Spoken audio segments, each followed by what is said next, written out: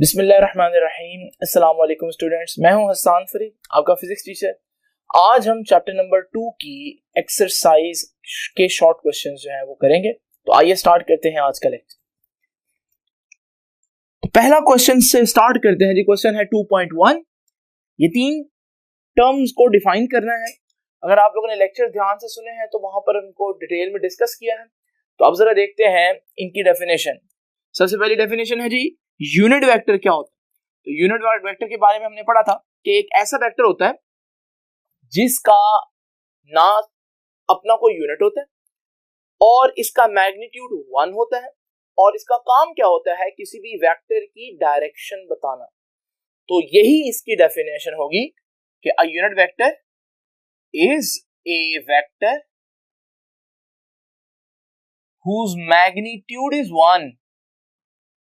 ये एक ऐसा वेक्टर होता है जिसका मैग्नीट्यूड 1 होता है and use to specify the direction of given vectors. और इसका काम होता है किसी भी वेक्टर की डायरेक्शन बताना। याद रखिएगा इसका फॉर्मूला है, अगर किसी भी वेक्टर का यूनिट वेक्टर आपने निकालना है तो वो वेक्टर लें और उस वेक्टर के मैग्नीट्यूड से डिवाइड कर दें तो हमारे पास ये यूनिट वेक्टर आ जाएगा। और आप देख रहे हैं कि यूनिट वेक्टर की रिप्रेजेंटेशन में ये कैप जो है वो यूनिट वेक्टर के ऊपर डाली जाती है, जिसे हम ए कैप या ए हैट पढ़ते हैं। और आखिरी बात जो आप लोगों ने याद रखनी है वो ये है कि unit vector has no unit vector का कोई यूनिट नहीं होता। तो ये वर्ड्स आपने हाईलाइट करने हैं, direction of a given vector और इट हैज नो यूनिट। ठीक है जी। उसके बाद देखते हैं जो नेक्स्ट टर्म डिफाइन करनी है वो क्या है, पोजीशन वेक्टर। जैसे कि नाम से नजर आ रहा है, पोजीशन वेक्टर का काम क्या है, किसी चीज की, किसी पोजीशन, पार्टिकल की या पॉइंट की पोजीशन बताना। लेकिन कहां से, याद रखिएगा पोजीशन वेक्टर वो वेक्टर होगा जो किसी भी पॉइंट की पोजीशन बताएगा ओरिजिन से। तो ये है हमारे पास पोजीशन वेक्टर की definition. Position vector is a vector which describes the position of a vector with respect to या with reference to, किसके रेफरेंस से बताएगा वो पोजीशन, ओरिजिन के रेफरेंस से। इसे हम बोलते हैं एक पोजीशन वेक्टर। पोजीशन वेक्टर को याद रखिएगा हम आर से रिप्रेजेंट करते हैं। और पोजीशन वेक्टर क्या होगा जी, A I hat plus B J hat. ये है पोजीशन वेक्टर इन प्लेन, दो एक्सिस में। लेकिन अगर हम 3 एक्सिस की बात करें तो फिर ये पोजीशन वेक्टर जो है ये A I hat plus B J hat plus C K hat, तीसरा एक्सिस भी आ जाएगा। तो इसे हम बोलेंगे कि ये पोजीशन वेक्टर है इन स्पेस, मतलब 3 डायमेंशन। तो प्लेन का मतलब होता है 2D और स्पेस का मतलब होता है 3D। तो ये पोजीशन वेक्टर है, इसमें ओरिजिन का वर्ड आप लोगों ने हाईलाइट करना है लाजमी। अब लास्ट चीज है हमारे पास, किसी भी वेक्टर का कंपोनेंट क्या होता है। आपको मालूम है जब हमारे पास कोई वेक्टर है और मैं देखना चाहता हूं वेक्टर तो इस डायरेक्शन में है लेकिन एक्स एक्सिस में इसका कितना पार्ट आ रहा होगा, यानी कि इस वेक्टर की किसी डायरेक्शन में जो वैल्यू बन रही होगी वो होगा इसका कंपोनेंट। तो ये हम कहते हैं कंपोनेंट ऑफ अ वेक्टर क्या है। Component of a vector is defined as effective value of a vector in a given direction। किसी भी डायरेक्शन में उस वेक्टर का कितना हिस्सा बन रहा होगा ये उसका कंपोनेंट होगा। इसमें जो इंपॉर्टेंट वर्ड है नोट करने वाला वो है अफेक्टिव वैल्यू का। और फिर याद रखिएगा एक वेक्टर के कंपोनेंट जो है वो कितने हो सकते हैं, तो दो या दो से ज्यादा जितने मर्जी कंपोनेंट्स बना सकते हैं। कंपोनेंट्स जितने मर्जी बन सकते हैं। जब हम रेक्टेंगुलर कंपोनेंट्स की बात करते हैं तो वो तीन हो सकते हैं, एक्स कंपोनेंट, वाई कंपोनेंट और जेड कंपोनेंट। लेकिन यहाँ उसने सिर्फ कंपोनेंट की बात की, ये हमने आर्टिकल में डिटेल में डिस्कस किया। तो इफेक्टिव वैल्यू हमारे पास ये डायरेक्शन, इसकी डेफिनेशन हो गई। और अब वो आप लोगों ने इसमें ये भी बताना है कि a vector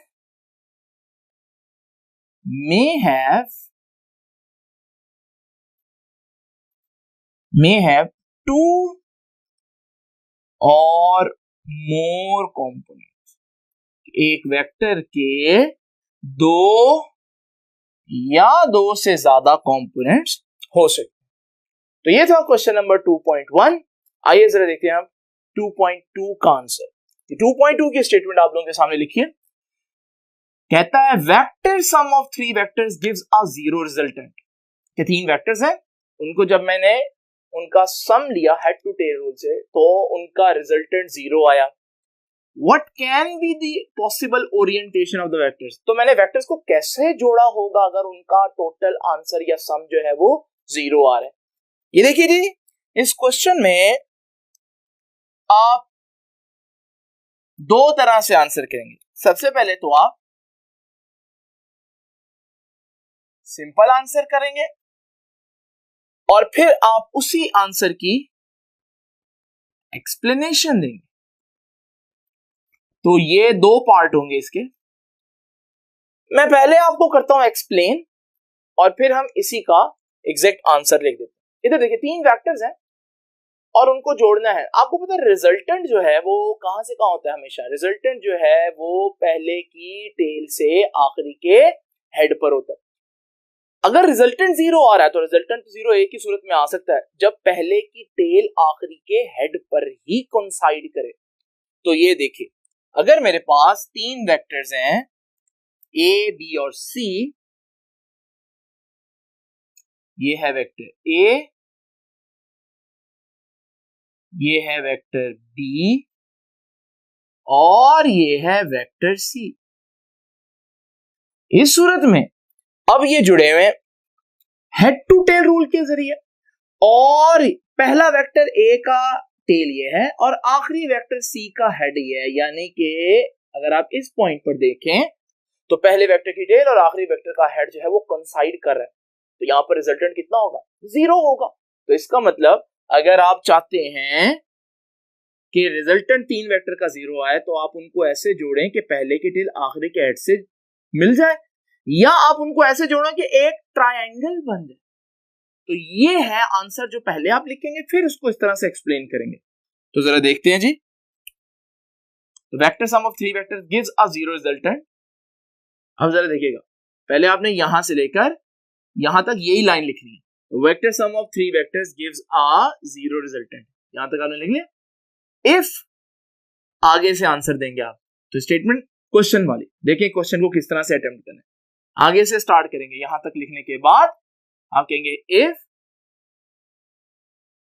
the vectors are arranged. अगर हम वेक्टर को इस तरह से जोड़ें, किस तरह से जोड़ें? इस तरह से कि वो एक ट्रायंगल की साइड्स बन जाए।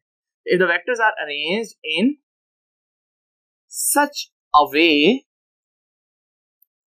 That they represent the sides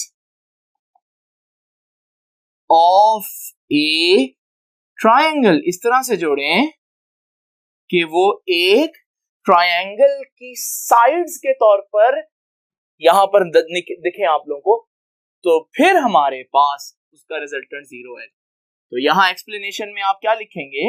ये आपने आंसर बता दिया। अब एक्सप्लेनेशन में आप क्या करेंगे? ये सारी डिटेल लिखेंगे जो मैं अभी बोल रहा हूं कि ए और बी और सी को हेड टू टेल से जोड़ें in such a way, in such a way that tail of vector vector A coincides मिलती है, मिल जाए with the head of vector C, तो फिर हमारे पास तीनों वेक्टर्स का जो सम है, यानी कि A, B और C, तीनों वेक्टर्स का सम कितना हो जाएगा? 0। लेकिन याद रखिएगा, आपको मालूम है ना, वेक्टर्स को जब ऐड करते हैं तो आंसर भी वेक्टर आता है, और 0 तो एक नंबर है, तो एक्चुअली ये 0 नहीं बल्कि 0 वेक्टर, जिसको आप लोग जानते हैं हम क्या कहते हैं? Null vector. तो एक्चुअली जब आपकी बुक यहाँ पर 0 लिख रही है, वो 0 के साथ रिजल्टेंट लिख रही है, यानी कि वो 0 वेक्टर की बात कर रहे हैं। तो ये होगा तरीका आपके क्वेश्चन को अटेम्प्ट करने का। आइए देखते हैं जरा next question, question number 2.3। Question 2.3 क्या कहते हैं? एक वेक्टर ए है, वो XY प्लेन के अंदर मौजूद है, कहता है उसकी क्या ओरिएंटेशन हो, क्या सिम्त हो, किस क्वाड्रेंट में हो, बेसिकली वो पूछ रहा है कि उसके रेक्टेंगुलर कंपोनेंट्स नेगेटिव हो, और फिर इसका बी पार्ट भी है। तो जरा देखते हैं जी। अब हमारे पास सबसे पहले देखिए, अगर मेरे पास ये XY प्लेन है, हमारे पास ये एक XY प्लेन है, ये x एक्सिस है, ये y एक्सिस है, ये ओरिजिन से इधर नेगेटिव x एक्सिस होता है और ओरिजिन से नीचे नेगेटिव वैल्यूज होती है y की। अब जरा देखिए, हमारे पास पहला जो पार्ट है वो कहता है दोनों रेक्टेंगुलर कंपोनेंट्स क्या हो? नेगेटिव। इसका आंसर है कि अगर आपका वेक्टर थर्ड क्वाड्रेंट में, ये है फर्स्ट क्वाड्रेंट, ये सेकंड क्वाड्रेंट, ये थर्ड क्वाड्रेंट, तो ये देखिए, ये है वेक्टर ए। अब जरा देखिए, इसके जो दो कंपोनेंट्स बनेंगे कौन कौन से बनेंगे? ये होगा इसका y कंपोनेंट, देख रहे ओरिजिन से नीचे जा रहा है, तो इसका मतलब y कंपोनेंट नेगेटिव हुआ, और इसका x कंपोनेंट ये होगा, और जरा देखिए x कंपोनेंट भी ओरिजिन से लेफ्ट पर है, तो x तो लेफ्ट पर नेगेटिव होता है, तो x कंपोनेंट भी नेगेटिव, y कंपोनेंट, दोनों कंपोनेंट नेगेटिव, तो फिर इसका आंसर क्या होगा जी? वो कौन से क्वाड्रेंट में होगा? तो आप लिखेंगे कि थर्ड क्वाड्रेंट, ठीक है जी। तो ये आपने लिखना है in third quadrant both rectangular components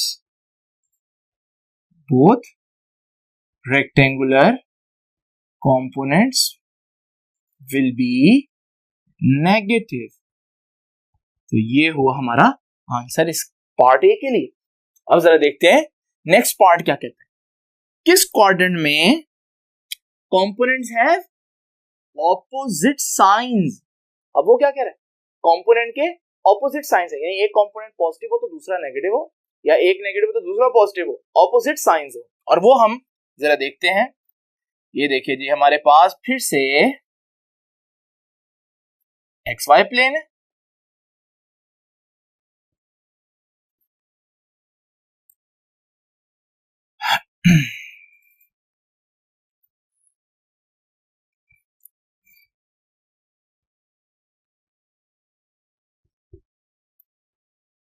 ये देखिए ऑपोजिट साइंस के लिए ये है सेकंड क्वाड्रेंट। जरा देखिए सेकंड क्वाड्रेंट में अगर हमारे पास ये एक वेक्टर हो, ये बनेगा इसका y कंपोनेंट। अब y कंपोनेंट तो 0 यानी कि ओरिजिन से ऊपर है, और ओरिजिन से अगर वो ऊपर है तो इसका मतलब y कंपोनेंट तो हुआ पॉजिटिव, जबकि x कंपोनेंट ये बनेगा इसका, और x कंपोनेंट तो लेफ्ट पर आ रहा है, तो x कंपोनेंट नेगेटिव हुआ। इसका मतलब क्या हुआ कि एक कंपोनेंट पॉजिटिव हुआ और एक कंपोनेंट नेगेटिव हुआ, और यही तो वो पूछ रहा है कि ऑपोजिट साइंस हो। इसका मतलब सेकंड क्वाड्रेंट में दोनों कंपोनेंट्स के साइन ऑपोजिट होंगे। लेकिन अगर मेरे पास यहां पर एक वेक्टर हो, ये तो फोर्थ क्वाड्रेंट में हो गया। अब यहां पर देखिए जरा, ये इसके कंपोनेंट्स, एक y कंपोनेंट बनेगा और ये बनेगा इसका x कंपोनेंट। y कंपोनेंट भी ओरिजिन से नीचे है तो y कंपोनेंट तो नेगेटिव हो गया, लेकिन एक्स कंपोनेंट देखिए, एक्स कंपोनेंट तो पॉजिटिव एक्स एक्सिस में यानी कि ओरिजिन से राइट पर है, तो राइट पर तो एक्स पॉजिटिव होता है। इसका मतलब वो कौन सा वेक्टर है, वो कौन सा क्वाड्रेंट है जिसमें ऑपोजिट साइंस होंगे, तो वो एक क्वाड्रेंट नहीं है बल्कि वो दो क्वाड्रेंट्स। और कौन कौन से क्वाड्रेंट है? सेकंड क्वाड्रेंट और फोर्थ क्वाड्रेंट। तो इसका आंसर होगा सेकंड एंड फोर्थ क्वाड्रेंट। और फिर आप मजीद सेंटेंस कंप्लीट करेंगे जैसे मैंने पहले लिखा, both components will have, negative sign नहीं लिखेंगे ऊपर की तरह, both components have opposite signs लिखेंगे। तो ये थे हमारे पहले 3 क्वेश्चन। अब जरा देखते हैं हम नेक्स्ट 3 क्वेश्चन जो हैं उनको किस तरह से डील करना है। तो आइए स्टूडेंट्स जरा देखते हैं नेक्स्ट क्वेश्चन 2.4। 2.4 की स्टेटमेंट आप लोगों के सामने लिखी हुई है।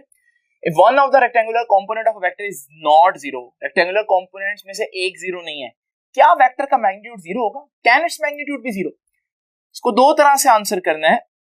एक तो वो आपसे पूछा है can its magnitude be zero, इसका आंसर बनेगा या यस या नो। तो आपने वो सिंपल आंसर देना और फिर उस आंसर को जस्टिफाई करने के लिए आपने आर्ग्यू करना है और वो एक्सप्लेनेशन कहलाएगी। लेकिन मैं आपको समझाने के लिए पहले एक्सप्लेन करूंगा और फिर मैं वहां पर अपना एग्जैक्ट आंसर लिखूंगा। आपको मालूम है ना फॉर्मूला ऑफ मैग्नीट्यूड, कोई भी वेक्टर ए है, आपने इस वेक्टर ए का मैग्नीट्यूड फाइंड आउट करना है। कैसे फाइंड आउट करेंगे? अंडर रूट एक्स कॉम्पोनेंट है उसका स्क्वायर प्लस जो वाई कॉम्पोनेंट है उसका स्क्वायर और जो जेड कॉम्पोनेंट है उसका स्क्वायर। तो ये है हमारे पास मैग्नीट्यूड। इसका आंसर जीरो कब आएगा? अगर ये सारी वैल्यू जीरो हो, फिर उनके स्क्वायर जीरो होंगे, फिर ऐड होकर आंसर जीरो आएगा और अंडर रूट भी जीरो आएगा। इसका आंसर जीरो होने के लिए इन सबका जीरो होना जरूरी है। हम कह सकते हैं मैग्नीट्यूड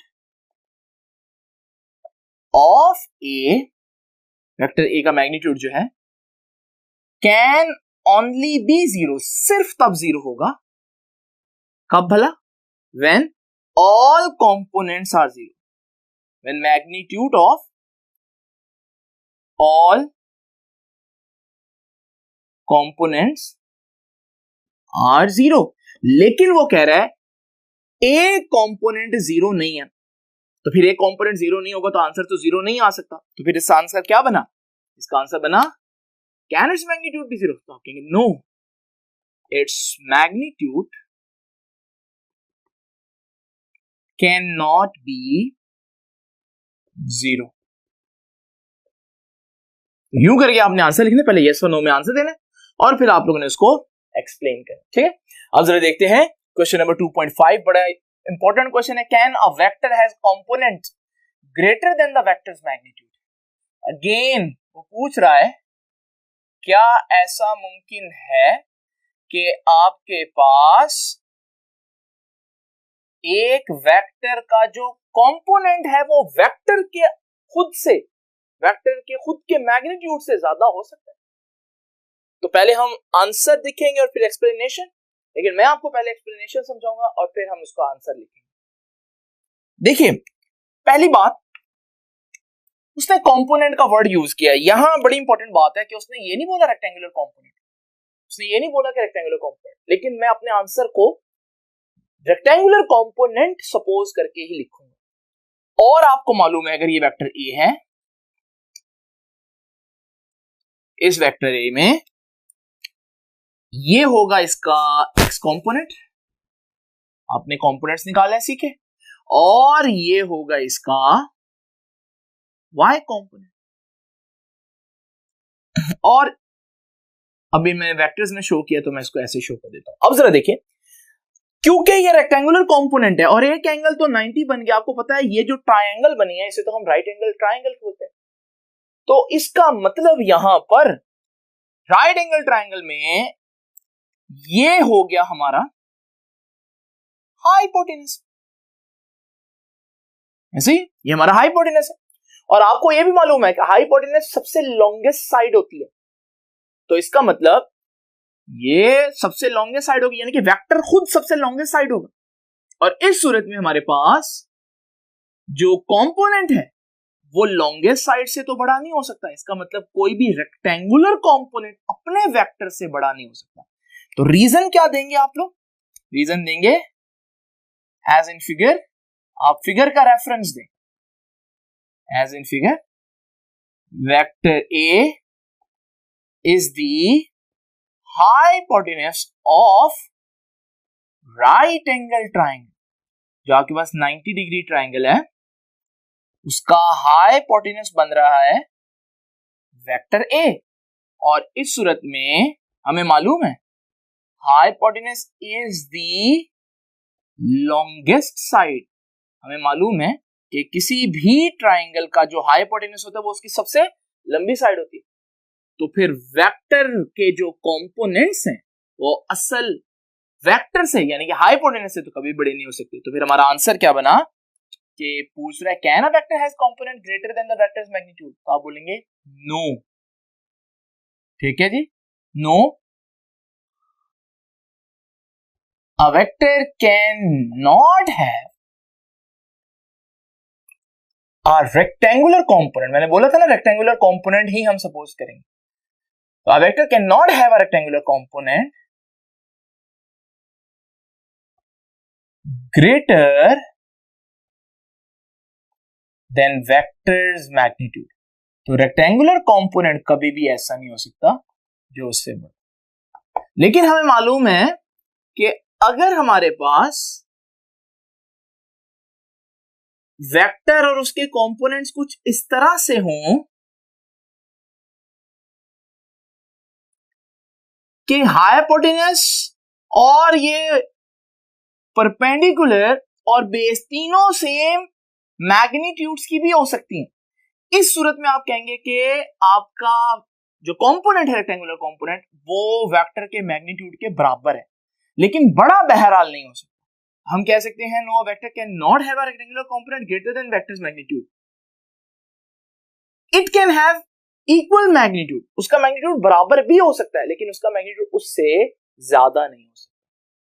अब जरा देखते हैं question number 2.6, can the magnitude of a vector have a negative value.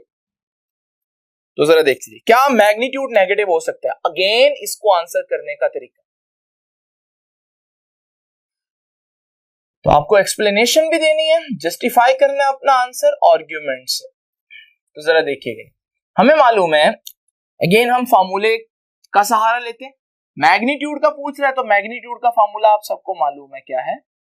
Magnitude का फार्मूला है x कंपोनेंट का स्क्वायर प्लस y कंपोनेंट का स्क्वायर प्लस z कंपोनेंट का स्क्वायर। और मैग्नीट्यूड, ये मैग्नीट्यूड यानी कि सारी चीज का आंसर कहता है क्या आए, नेगेटिव आए। अब आपको मालूम है अगर हम ये सारी वैल्यूज नेगेटिव पुट भी कर दें, सपोज करें उनके ऊपर तो स्क्वायर्स है, और जब भी किसी नेगेटिव वैल्यू का स्क्वायर लें तो आंसर पॉजिटिव ही आता है। जैसे कि -2 का स्क्वायर -4 नहीं आता, +4 ही आता है। तो यहां पर इवन मैं ये सारी वैल्यूज नेगेटिव पुट कर दूं फिर भी हमें मालूम है कि स्क्वायर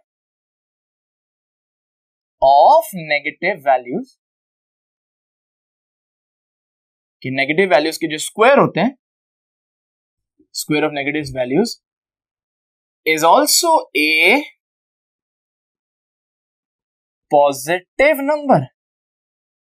तो नेगेटिव वैल्यूज पुट भी कर दूं तो भी आंसर तो पॉजिटिव आना है, तो इसका मतलब इसका आंसर नेगेटिव आ ही नहीं सकता। तो फिर हमारा आंसर क्या बना, नो। No, the